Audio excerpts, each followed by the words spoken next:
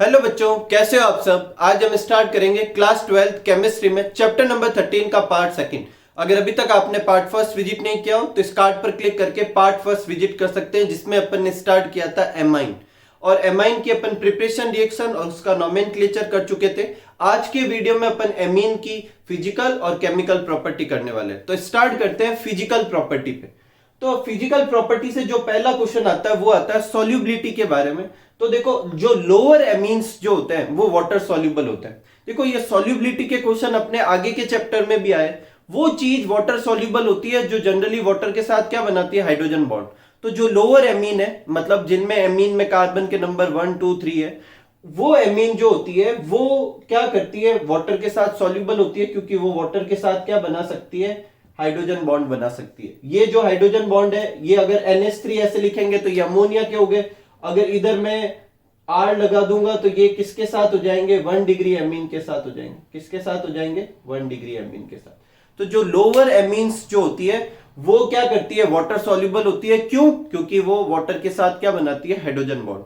Alcohol का question है कि अल्कोहल वाटर सॉल्युबल है। क्यों? क्योंकि अल्कोहल क्या करती है, वाटर के साथ हाइड्रोजन बॉन्ड बनाती है। तो जो हाइड्रोजन बॉन्ड बनाए वो सॉल्युबल होती है। जितने आसानी से बनाए उतना ज्यादा सॉल्युबल होती है। तो ये भी हाइड्रोजन बॉन्ड बना सकते हैं, सॉल्युबल है, लेकिन सिर्फ कम, क्योंकि लोअर एमाइन्स ही ऐसा कर सकते हैं। नेक्स्ट है बॉइलिंग पॉइंट। बॉइलिंग पॉइंट किस पे डिपेंड करता है, अगर कोई एक कंपाउंड खुद के साथ ही हाइड्रोजन बॉन्ड बना सके तो उसके बॉइलिंग पॉइंट बढ़ जाते हैं। तो इस केस में भी यहां पर भी ऐसा है, boiling point depend on tendency to form hydrogen bond. और आइसोमेरिक एमीन में देखा गया है कि 1 डिग्री एमीन जो है वो आसानी से खुद के साथ में क्या बना पाती है, हाइड्रोजन बॉन्ड। 2 डिग्री एमीन की थोड़ी कम टेंडेंसी होती है, और 3 डिग्री एमीन तो हाइड्रोजन बॉन्ड बना ही नहीं पाती। तो 1 डिग्री, 2 डिग्री और 3 डिग्री एमीन में से 1 डिग्री आसानी से बनाती है। तो सबसे ज्यादा बॉइलिंग पॉइंट किसके होंगे, 1 डिग्री के, फिर 2 डिग्री के, और फिर 3 डिग्री। 3 डिग्री एमीन में आपको पता है क्या होता है, R3N, हाइड्रोजन तो होता ही नहीं है, तो हाइड्रोजन बॉन्ड कैसे बनाएगी। तो 3 डिग्री एमाइन जो होती है उसका बॉइलिंग पॉइंट सबसे कम आएगा। ठीक है, तो ये अपने दो क्वेश्चन थे, किससे रिलेटेड, फिजिकल प्रॉपर्टी से रिलेटेड। नेक्स्ट अपन स्टार्ट करते हैं केमिकल प्रॉपर्टी। और इसके लिए जो सबसे पहला टॉपिक है वो है एल्काइलेशन, जो अपन कर चुके हैं एमीन का जब इंट्रोडक्शन किया था उसी में। अगर मैं एक एमीन की रिएक्शन एल्काइल हैलाइड से कराऊं तो एक H X के साथ निकल जाएगा, उसकी जगह एक R जुड़ जाएगा। क्योंकि R जुड़ रहा है, बोले तो एल्काइल ग्रुप जुड़ रहा है, इसलिए इसको क्या बोला, एल्काइलेशन। 1 डिग्री किस में कन्वर्ट हो जाएगा, 2 डिग्री में। अगर और RX से रिएक्शन कराएंगे तो 2 डिग्री किस में कन्वर्ट हो जाएगा, 3 डिग्री में। और RX के साथ रिएक्शन करवाएंगे तो 3 डिग्री जो होगा वो किस में कन्वर्ट हो जाएगा, क्वाटनरी अमोनियम सॉल्ट में। ये कि ये रिएक्शन एरोमेटिक एमीन भी देते हैं, बोले तो एनिलीन भी देते हैं। एनिलीन की रिएक्शन RX के साथ कराएंगे, यहां से एक H चला जाएगा और यहां पर R लग जाएगा। एक बार और कराएंगे, यहां पर और R लग जाएगा, और फिर कराएंगे तो अमोनियम सॉल्ट बन जाएगा। ठीक है। नेक्स्ट अपने है रिएक्शन विथ NOCl। जो सबसे पहला क्वेश्चन आता है वो ये कि NOCl का नाम क्या होता है, नाइट्रोसिल क्लोराइड तो होता ही है, इसे टिल्डन रिएजेंट भी कहते हैं। तो कभी कभी एग्जाम में क्वेश्चन पूछते हैं कि टिल्डन रिएजेंट क्या होता है, तो टिल्डन रिएजेंट किसको कहते हैं, NOCl को। अब इस NOCl की रिएक्शन अपन को एमाइन के साथ करवानी है। तो देखो एकदम सिंपल सा है, एमाइन का नाइट्रोजन और NOCl का नाइट्रोजन किस फॉर्म में निकल जाएगा, N2 के फॉर्म में। एमाइन का H2 और ये O किस फॉर्म में निकल जाएंगे, H2O के फॉर्म में। ठीक है, और CH3 और ये Cl क्या बना लेगा, CH3Cl, एल्काइल हैलाइड बना लेगा। यही वजह है कि ये रिएक्शन अपन ने एल्काइल हैलाइड वाले चैप्टर में भी की थी। नेक्स्ट है रिएक्शन विथ फॉस्जिन। फॉस्जिन किसे कहते हैं अपन, COCl2, इसको क्या कहते हैं, फॉस्जिन। एक पॉइजनस गैस होती है, और इसकी रिएक्शन अगर अपन को किसके साथ करवाने को बोले, एमीन के साथ करवाने को बोले, तो एकदम सिंपल सा है। पहले अपन को 2 एमीन लेने, क्योंकि हर एमीन का एक हाइड्रोजन इस Cl के साथ रिएक्शन करेगा, क्योंकि यहाँ 2 Cl है, इसलिए 2 अपन एमीन लेंगे। एक एमीन का एक हाइड्रोजन इस Cl के साथ HCl के फॉर्म में निकल जाएगा, पीछे क्या बचेगा, CH3NH, वो यहां जुड़ गया, देखो CH3NH। फिर ये CO ऐसे कैसे, ऐसा कैसा, दूसरा वाला दूसरी तरफ जुड़ जाएगा। ठीक है, तो डाई मिथाइल यूरिया। ठीक है, ये अपने बन जाएगा। तो ये अपने 3 केमिकल रिएक्शन हो गए। और भी है केमिकल रिएक्शन, पहले आप ये नोट कर लीजिए, फिर अपन आगे की केमिकल रिएक्शन करते हैं। ठीक है, नेक्स्ट रिएक्शन लेते हैं एसाइलेशन। तो देखो एसाइलेशन किसे कहते हैं, अगर अपन किसी चीज पे RCO ये ग्रुप ऐड करते हैं तो इसे क्या कहेंगे, एसाइलेशन। तो अगर एमीन की रिएक्शन में एल्केनॉइल क्लोराइड से कराऊं, बोले तो यहां पर कौन सा लिया मैंने, इथेनॉइल क्लोराइड लिया। अगर इससे रिएक्शन कराऊंगा तो ये Cl और ये यहां से H किसके फॉर्म में निकल जाएगा, HCl के फॉर्म में। बाकी का ग्रुप बोले तो CH3CO इसके ऊपर आके जुड़ जाएगा, क्योंकि CH3CO बोले तो RCO ग्रुप जुड़ रहा है, इसीलिए इसको क्या कहेंगे, एसाइलेशन। ये कि ये रिएक्शन 2 डिग्री एमीन भी दे देगा, उसमें भी हाइड्रोजन तो है ही है एक, तो वो हाइड्रोजन और Cl निकल जाएंगे, बाकी का ग्रुप इधर जोड़ देना है। लेकिन 3 डिग्री एमीन नहीं दे सकता, क्योंकि उसमें नाइट्रोजन के पास क्या नहीं होता, हाइड्रोजन नहीं होगा। नेक्स्ट है कार्बिल एमीन रिएक्शन, बहुत ही इंपॉर्टेंट रिएक्शन है ये, अच्छे से याद करना। देखो इसमें 1 डिग्री एमीन की रिएक्शन अपन क्लोरोफॉर्म और 3 KOH के साथ करवाते हैं, बहुत ही अच्छी रिएक्शन है, अच्छे से लर्न करें, इंपॉर्टेंट भी लगा सकते हैं आप। 1 डिग्री एमीन की रिएक्शन क्लोरोफॉर्म और KOH के साथ करवानी है। अब इसमें देखो ये 3K जो है वो Cl के साथ निकल जाएंगे 3KCl के फॉर्म में, ठीक है। 2 हाइड्रोजन इधर से और 1 हाइड्रोजन इधर से, और ये OH, 3 हाइड्रोजन और 3 ही OH। 3 OH कैसे हुए, क्योंकि यह 3KOH है, 3 हाइड्रोजन 3 OH क्या बन जाएंगे, 3H2। पीछे क्या बचा, या CH3N और ये C क्या बना लेगा, CH3NC। इसे कहेंगे मिथाइल आइसोसाइनाइड, और इसे कार्बिल एमीन भी कहते हैं, यही वजह है इसे कार्बिल एमीन रिएक्शन कहते हैं, ठीक है। 2 डिग्री और 3 डिग्री एमीन ये रिएक्शन नहीं देते। नेक्स्ट है बेंजोइलेशन, तो देखो इसे सोटन बर्मन रिएक्शन भी कहते हैं। इस वाली रिएक्शन, ये रिएक्शन इस रिएक्शन के जैसे ही है, यहाँ पे जहां CH3 जुड़ा हुआ है, यहाँ पे क्या जुड़ा हुआ है, C6H5, वो की वही पैटर्न, इधर भी क्या था, 1 हाइड्रोजन इधर से और यहाँ से Cl निकला था, बाकी का ग्रुप ऐड कर दिया था। तो यहाँ पर देखो 1 हाइड्रोजन इधर से और ये Cl, HCl निकल गया, बाकी का ये C6H5CO इसके ऊपर जुड़ जाएगा, क्योंकि ये बेंजोइल ग्रुप जुड़ रहा है, इसीलिए इसे बेंजोइलेशन भी कहते हैं, ठीक है। अगर ये C6H5 को आप ऐसे समझे, ये C6H5COCl ऐसे लिखें या ये लिखें, एक ही बात।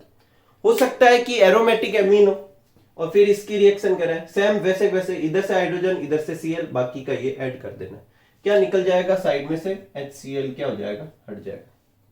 नेक्स्ट जो रिएक्शन है ये भी बहुत ही इंपॉर्टेंट रिएक्शन है, इसे हॉफमैन मस्टर्ड ऑयल रिएक्शन नाम से आपके एग्जाम में पूछा जाता है।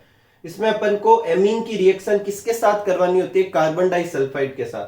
कैसे करवाएंगे, एकदम सिंपल सा, देखो यहां से 1 हाइड्रोजन निकालना और यहां पीछे ऐड कर देना है, तो क्या हो जाएगा RNH, क्योंकि एक H तो निकल गया था, यहां से जुड़ जाएगा C डबल बॉन्ड S, ये सिंगल बॉन्ड हो जाएगा और इधर H जुड़ जाएगा। इसके बाद इसकी रिएक्शन करवानी है किसके साथ, अपन को HgCl2 के साथ।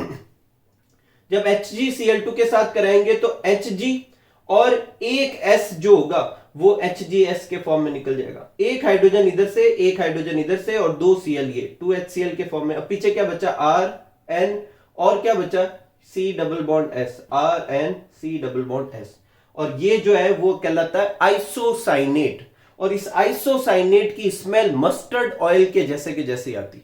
अपने बायो वाले स्टूडेंट के बुक में एक क्वेश्चन है कि जो अपने मस्टर्ड ऑयल की जो स्मेल होती है वो किसकी वजह से होती है, तो एलाइल आइसोसाइनेट लिखा हुआ है, तो आपको पता है आइसोसाइनेट की जो स्मेल होती है वो किसकी जैसी होती है, मस्टर्ड ऑयल जैसी। यही वजह इस रिएक्शन को क्या कहते हैं, अपने हॉफमैन मस्टर्ड ऑयल रिएक्शन कहते हैं। तो यहां पर 2 इंपॉर्टेंट रिएक्शन है, आप अच्छे से लर्न करें, एक ये वाली रिएक्शन भी बहुत इंपॉर्टेंट है और एक ये वाली भी, ठीक है। तो आप ये नोट कर लीजिए, फिर अपन आगे की रिएक्शन करते हैं।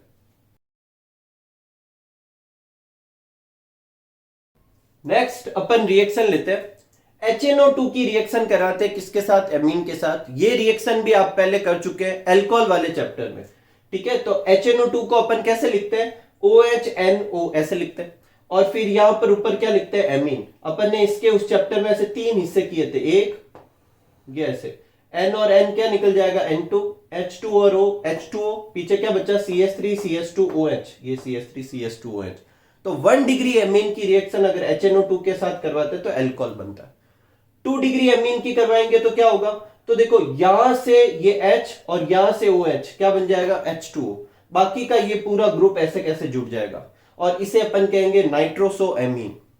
अगर 3 डिग्री एमीन की करवाते हैं तो वैसे आसानी से रिएक्शन होती नहीं, लेकिन अगर होती है तो कुछ ये पूरा ही कंपाउंड एक साथ जुड़ जाएगा। ये H आपको इधर लगा देना है, तो H लगाएंगे तो नाइट्रोजन की पहले से 3 वैलेंसी थी, H भी जुड़ जाएगा, तो उसके ऊपर कैसा आ जाएगा, प्लस चार्ज, NO2 के ऊपर कैसा होता है माइनस चार्ज, ठीक है। तो ये कंपाउंड बन जाएगा। बोले तो HNO2 जो है उसको यूज करके अपन इन तीनों से डिफरेंशिएशन कर सकते हैं, क्योंकि तीनों ने ही अलग अलग प्रोडक्ट दिए, 1 डिग्री ने भी, 2 डिग्री ने भी और 3 डिग्री ने। नेक्स्ट जो अपने है बहुत ही इंपॉर्टेंट टॉपिक आता है बेसिक नेचर ऑफ एमीन। तो देखो एमीन अमोनिया की तरह ही लुईस बेस की तरह बिहेव कर सकती है। क्यों? क्योंकि इसमें नाइट्रोजन होता है, नाइट्रोजन के ऊपर लॉन पेयर है, तो ये किसी को भी लॉन पेयर दे सकता है, डोनेट कर सकता है। और इसकी ये टेंडेंसी इसको कैसा बनाती है? बेस। कौन सा बेस? लुईस बेस बनाती है। तो due to presence of lone pair of nitrogen amine so basic nature. अब अपन को क्वेश्चन पूछे है कि एल्काइल एमीन ज्यादा स्ट्रॉन्ग बेस होता है या अमोनिया, क्योंकि दोनों के पास ही लॉन पेयर है। तो एल्काइल एमीन जो होता है वो ज्यादा स्ट्रॉन्ग बेस होता है। और क्यों होता है? क्योंकि इसके ऊपर इन दोनों को कंपेयर करें तो नाइट्रोजन के ऊपर लॉन पेयर दोनों पर ही है, लेकिन इस पर एल्काइल ग्रुप जुड़ा हुआ है। और एल्काइल ग्रुप का इफेक्ट कैसा होता है? प्लस आई। और प्लस आई वाले क्या करते हैं? सामने की तरफ इलेक्ट्रॉन को पुश करते हैं। तो सामने की तरफ इलेक्ट्रॉन पुश करेंगे तो नाइट्रोजन पर इलेक्ट्रॉन डेंसिटी बढ़ जाएगी, और इलेक्ट्रॉन डेंसिटी बढ़ेगी तो ये अच्छा है इलेक्ट्रॉन देने के लिए, आसानी से इलेक्ट्रॉन दे पाएगा, और आसानी से इलेक्ट्रॉन दे पाएगा तो ज्यादा बेसिक होगा। तो अमोनिया के कंपेयर में एल्काइल एमीन ज्यादा बेसिक होता है। किस वजह से? एल्काइल ग्रुप के प्लस आई इफेक्ट की वजह से। तो due to plus I effect of R group it increase the electron density और therefore they can donate electron pair more easily than ammonia. Ammonia के कंपेयर में ज्यादा आसानी से ये क्या करेगा? रिएक्शन देगा। कोई तकलीफ नहीं, एकदम सिंपल सा टॉपिक है। अभी भी बेसिक नेचर के बारे में कुछ और भी इंपॉर्टेंट पॉइंट करने, पहले आप ये नोट कर लीजिए, वो भी करने, और अच्छे से आप इस पे फोकस कीजिएगा बेसिक नेचर पे। इस पे कोई ना कोई क्वेश्चन बन सकता है, ठीक है। आगे बढ़ते हैं और लेते हैं ऑर्डर ऑफ बेसिसिटी। तो देखो ऑर्डर ऑफ बेसिसिटी जो होता है वो दो फैक्टर पे डिपेंड करता है। पहले तो कि एल्काइल ग्रुप कितने जुड़े हुए हैं। तो आपको पता है 1 डिग्री एमीन में एक एल्काइल ग्रुप जुड़ा होता है, 2 डिग्री में 2 और 3 डिग्री में 3। जितने ज्यादा एल्काइल ग्रुप होंगे उतना ही ज्यादा बेसिक नेचर होता जाएगा, क्योंकि alkyl group plus I effect के होते हैं और वो इलेक्ट्रॉन को नाइट्रोजन की तरफ पुश करेंगे। एक और फैक्टर होता है जो भी बेसिक नेचर डिसाइड करता है, वो है स्टेरिक हिंड्रेंस। स्टेरिक हिंड्रेंस हमेशा किसी भी प्रॉपर्टी को कम करता है। स्टेरिक हिंड्रेंस का मतलब है कि वो आसपास कितने ग्रुप से जुड़ा हुआ है। जितने ग्रुप से जुड़ा होगा चारों तरफ से उतनी क्राउडिंग होती रहेगी, और वो चीज क्या होगी? जो भी प्रॉपर्टी अपन डिस्कस कर रहे हैं वो कम होगी। यहां पर जैसे अपन मान लेते हैं नाइट्रोजन लेते हैं, ठीक है, और यहां पर इसके साथ 3 ग्रुप जुड़े हुए हैं। मान लो टर्सरी एमीन की बात कर रहा हूं तो 3 जुड़े होंगे। अब ये ग्रुप जितने ज्यादा बड़े होंगे ये चारों तरफ से क्या करेंगे? इस नाइट्रोजन को क्या करेंगे? कवर कर लेंगे। तो जो लॉन पेयर है वो डोनेट करने के लिए कम अवेलेबल होंगे, क्योंकि चारों तरफ से तो गिर जाएगा। तो जितना ज्यादा बड़ा बड़ा ग्रुप जुड़ा होगा उतना ही ज्यादा स्टेरिक हिंड्रेंस होगा और बेसिक नेचर उतना ही कम होगा। अब मेरी बात ध्यान से और अच्छे से सुनना। अगर आपको कहे कि ऑर्डर ऑफ बेसिसिटी लिखो, तब गैसियस फेज में लिखने को कहे या नॉन एक्वस सॉल्वेंट में, मतलब जब एमीन को वाटर के अलावा किसी दूसरे सॉल्वेंट में डिसॉल्व कर रखा है तब कहे, तो उस समय आपको सिर्फ आंसर आई इफेक्ट के हिसाब से समझाना है। और आई इफेक्ट के हिसाब से जितने ज्यादा आर ग्रुप होते हैं उतना ही ज्यादा बेसिक होता है। तो 3 डिग्री एमीन में 3 आर ग्रुप है तो 3 डिग्री एमीन सबसे ज्यादा बेसिक, फिर 2 डिग्री, फिर 1 डिग्री और फिर अमोनिया होगा। लेकिन ये ऑर्डर जो है वो सिर्फ 2 ही कंडीशन में है, जब गैसियस फेज में है अमोनिया और ये बाकी के सारे एमाइंस, और या फिर अमोनिया और ये बाकी सारे एमाइंस को अपन ने नॉन एक्वस सॉल्वेंट में डिसॉल्व कर रखा है। लेकिन जब एक्वस सॉल्वेंट में डिसॉल्व कर लेते हैं तब उस समय स्टेरिक हिंड्रेंस भी आपको कंसीडर करना है। और स्टेरिक हिंड्रेंस की वजह से जो ये ऑर्डर 3 डिग्री, 2 डिग्री, 1 डिग्री और अमोनिया आना चाहिए था उसकी जगह कुछ ऊपर नीचे आता है। अगर जो एल्काइल ग्रुप है वो है अपने मिथाइल ग्रुप, तो ऐसे केस में 3 डिग्री की जो होगी वो बेसिक स्ट्रेंथ कम हो जाएगी। किसकी वजह से? स्टेरिक हिंड्रेंस की वजह से। किस में? जब अपन एक्वस सॉल्यूशन हो तो उस समय 3 डिग्री, 2 डिग्री की सबसे ज्यादा होगी, फिर 1 डिग्री की, फिर 3 डिग्री की आएगी और फिर अमोनिया की। लेकिन अगर ये ग्रुप C2H5 है तो और बड़ा ग्रुप जुड़ा, और ज्यादा स्टेरिक हिंड्रेंस होगी। ऐसे केस में 3 डिग्री की और ज्यादा कम हो जाएगी और वो अमोनिया से भी कम हो जाएगी। तो देखो अगर नॉन एक्वस सॉल्यूशन है जब तो ऑर्डर है 3 डिग्री, 2 डिग्री, 1 डिग्री और अमोनिया। लेकिन अगर एक्वस सॉल्यूशन है और एल्काइल ग्रुप जो है वो कौन सा है अपने CH3, तो ऑर्डर होगा 2 डिग्री, 1 डिग्री, 3 डिग्री और अमोनिया।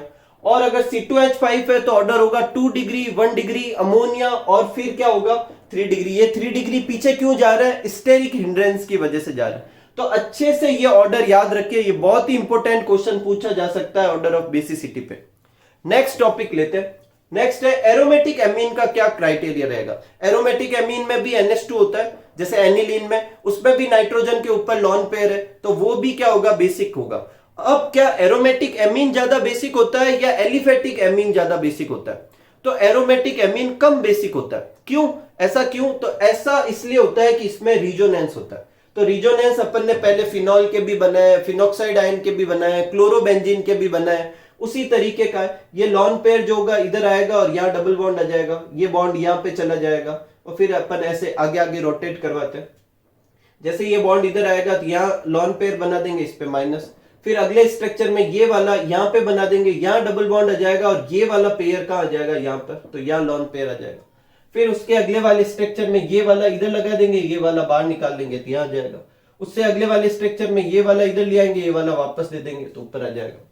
पहले स्ट्रक्चर में जब इसने इधर लेकर आया तो इसने लॉन पेयर दिए थे, तो इसके ऊपर प्लस आएगा, यहाँ प्लस प्लस चलेगा, और जहां पर ये लॉन पेयर जाएगा वहां माइनस आएगा।